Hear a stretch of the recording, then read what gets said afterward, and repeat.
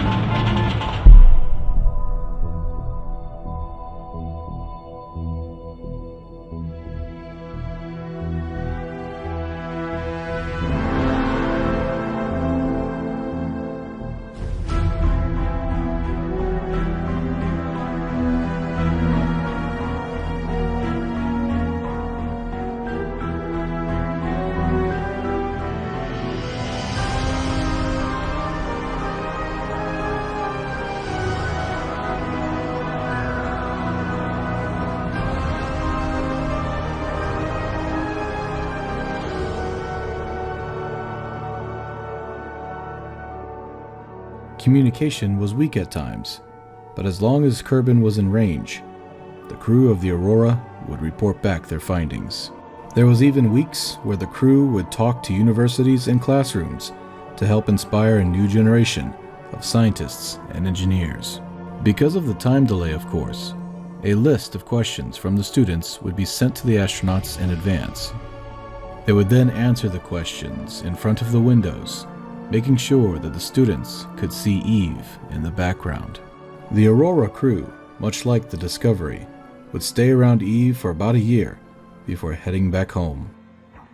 Back on Kerbin, the Alliance would refocus on building the moon base and refitting the freighter.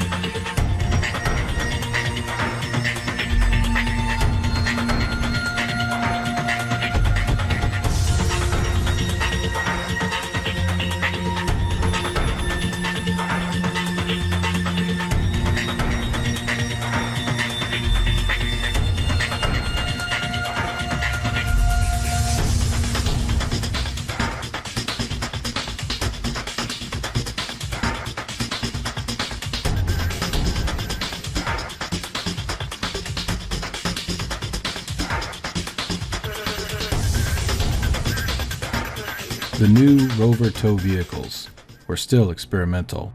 Obviously, something with a little more oomph would have to be invented. Until then, the Tranquility crew would have to make do with what they had. Things were finally starting to come together. But the NK Empire wasn't finished yet. If they couldn't have Eve, there was plenty of other planets out there to choose from.